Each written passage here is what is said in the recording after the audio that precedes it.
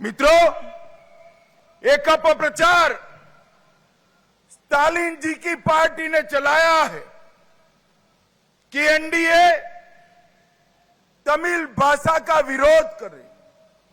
मैं आज तमिलनाडु की जनता को बताना चाहता हूं कि आईएएस, आईपीएस के एग्जामिनेशन में सबसे पहले तमिल भाषा में एग्जाम लेने की शुरुआत नरेंद्र मोदी जी ने कराई। ஸ்டாலின் அவர்கள் என்ன பரப்புரை செய்கிறார் என்று சொன்னால், என்டிஏ அரசாங்கம் நம்முடைய தொன்மையான தமிழுக்கு எதிரானது என்று பரப்புரை அவர் செய்து வருகின்றார். ஆனால் நமது என்டிஏ அரசாங்கம் ஐஏஎஸ், ஐபிஎஸ் தேர்வுகளிலே இந்த அரசாங்கம் தான் முதன்முறையாக தமிழை அறிமுகம் செய்திருக்கிறது. तमिलनाडु के रेलवे स्टेशनों पर तमिल भाषा में घोषणा करने का काम भी नरेंद्र मोदी जी ने करवाया। நம்முடைய ரயில் நிலையங்களிலே தமிழிலே அறிவிப்பு செய்வது என்பதையும் நம்முடைய மோடிஜி அவர்கள்தான் செய்திருக்கின்றார். बनारस हिंदू विश्वविद्यालय में तमिल पढ़ने के लिए सुब्रमण्यम भारती चेयर की शुरुआत नरेंद्र मोदी जी ने की। வாராணசியிலே BHU அந்த பல்கலைக்கழகத்திலே தமிழிலே பாரதியின் பெயரால் ஒரு இருக்கை அமைத்திருக்கின்றார் நம்முடைய மாண்புமிகு பாரத பிரதமர் நரேந்திர மோடி அவர்கள். महान ग्रंथ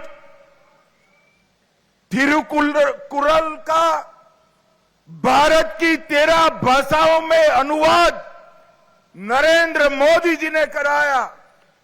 நம்முடைய மகத்தான வேதமான திருக்குறளை தமிழ் பாரத நாட்டின் 13 மொழிகளிலே மொழியாக்கம் செய்வித்திருக்கிறார் மாண்புமிகு பாரத பிரதமர் நரேந்திர மோடி அவர்கள்.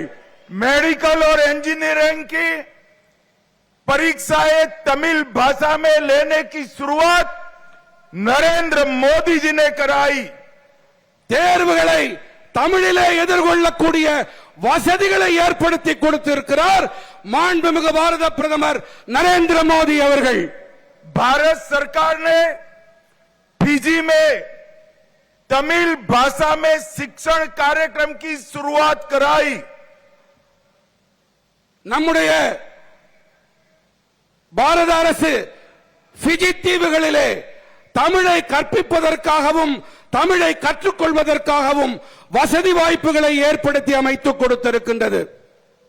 और महान सेंगोल को इतने सालों से कांग्रेस डीएमके ने एक म्यूजियम में रखा था, नरेंद्र मोदी जी ने सेंगोल को पार्लियामेंट में स्थापित करने का काम किया।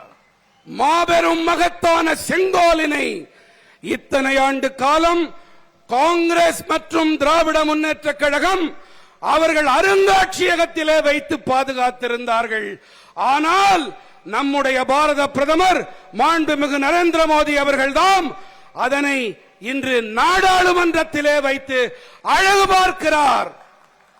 अभी अभी भारत के उपराष्ट्रपति पद पर हमारे श्रीमान राधाकृष्णन जी को चुनकर लाने का काम भी बीजेपी और नरेंद्र मोदी जी ने किया।